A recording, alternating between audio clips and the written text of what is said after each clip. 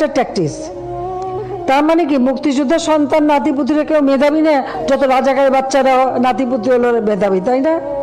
কিন্তু এটা ভুলে গেলে চলবে। 10 জনের সামনে কথা বলতেছি, কিভাবে কথা বলতে হবে এই কথা বলার ভাষাটুকুই যদি আমি না জানি, ওই 10 জনের সামনে কথা বলার কোনো যোগ্যতাই আমার নাই। 1971 সালের পর থেকে যারা জন্মগ্রহণ করছে, যুদ্ধতে অংশগ্রহণ করতে পারে নাই, তারা সবাই রাজাকার। আমি, আপনি, আপনার বাবা, আমার দাদার নামও যেহেতু মুক্তিযুদ্ধের কোঠায় নাই, তাহলে আমার দাদা সহ আমরা সবাই রাজাকার। এক কথায় বলতে গেলে বর্তমান দেশে 16,98,00,000 নাগরিকদের মধ্যে 2,31,000 মানুষ মুক্তিযোদ্ধা, এদের পরিবার বাদে আমরা সবাই রাজাকার। যেই রাজাকারের নাম শুনলে একটা সময় আপনার চোখে ঘৃণা চলে আসতো, এখন একবার ভেবে দেখুন সেই রাজাকারের ট্যাগে আপনার ঘাড়ে চলে আসতেছে। সেই ট্যাগ আপনার ঘাড়ে দিতে এক বিন্দুও দ্বিধাবোধ করতেছে না, কারণ তার পদে উঠতে আপনার কোনো প্রয়োজন হয় না। বিকজ যেই দেশে ভোট ছাড়া ক্ষমতা পাওয়া যায়, সেই দেশে আবার কিছু বলতে ভাবতে হয় নাকি? আজকের ভিডিওতে একটা কথা বলে যাই, মাথায় রাখে, কথা যত বেখেলে হবে পতন তত দ্রুত হবে ইনশাআল্লাহ। পার্সোনালি আমি কোনো রাজনৈতিক সম্পর্কের সাথে সম্পৃক্ত নয়, কিন্তু একজন সাধারণ নাগরিক হিসাবে এই কথার বিরুদ্ধে তীব্র নিন্দা ও প্রতিবাদ জানানোর প্রয়োজন আমি মনে করি। রিসেন্ট 8-9 দিনই হয়ে গেল কোঠা এবং মেধা নিয়ে একটা আন্দোলন চলতেছে। হ্যাঁ, এই কথা সত্য যে কোঠা এবং মেধা দুইটা এক জিনিস নয়, কিন্তু আমার কথা হচ্ছে মুক্তিযোদ্ধাদের নাতি নাতনি থেকে শুরু করে ছেলে মেয়েগুলো যদি এতই মেধাবী হয়, তাহলে তাদের চাকরির জন্য কোঠার কিসের প্রয়োজন? প্রশ্ন থেকেই যায়। সাধারণ মানুষগুলো যদি রাজাকার হয়, এই সাধারণ মানুষের ট্যাক্স ভ্যাট দিয়ে আপনি দেশ চালাচ্ছেন, তার মানে আপনি বড় রাজাকার। বাংলাদেশ পরিসংখ্যান BBS এর হিসাবে শিক্ষিত বেকার আছেন 23,50,000 জন, অর্থাৎ বাংলাদেশে মোট বেকারের সংখ্যা 12% উচ্চ শিক্ষিত। এখন আমাদের মাননীয় প্রধানমন্ত্রীর কথা হিসাবে এই 12% উচ্চ শিক্ষিত বেকার নাগরিকই মেধাহীন। আফসোস 2022 সালে আমি সেনাবাহিনীর মাঠে অ্যাপ্লাই করেছিলাম এবং আমি বগুড়া ক্যান্টনমেন্ট মাঠে দাঁড়াতে গিয়ে দেখি অলরেডি 3 জন সিলেক্টেড হয়ে আছে। এখন আমার প্রশ্ন হলো, আমরা এতগুলো স্টুডেন্ট মাঠে দাঁড়াতে গিয়েছিলাম, আমাদেরকে দেখার আগে আমাদের মেধা সম্পর্কে তারা বুঝে গেছে, রাইট? যদি আমাদের না দেখে আমাদের মেধা সম্পর্কে নাই বুঝতো, তাহলে তো অলরেডি আগে থেকে 3 জনকে সিলেক্ট করে রাখতো। যে দেশে কোঠা ছাড়া চাকরি হয় না, দেশের নাগরিকদের রাজাকার বলে সম্বোধন করা হয়। একজন সাধারণ নাগরিক হিসেবে প্রধানমন্ত্রীকেই ভয়কট করতেছি। রাজাকার প্রধানমন্ত্রী, তার গদি থেকে তাকে নামিয়ে দেওয়া হোক, নয়তো কোনো আইন আমরা মানি না। আপনি একজন সাধারণ মানুষ হিসেবে আপনি নিজের থেকে ভেবে দেখেন দেশের কতটুকু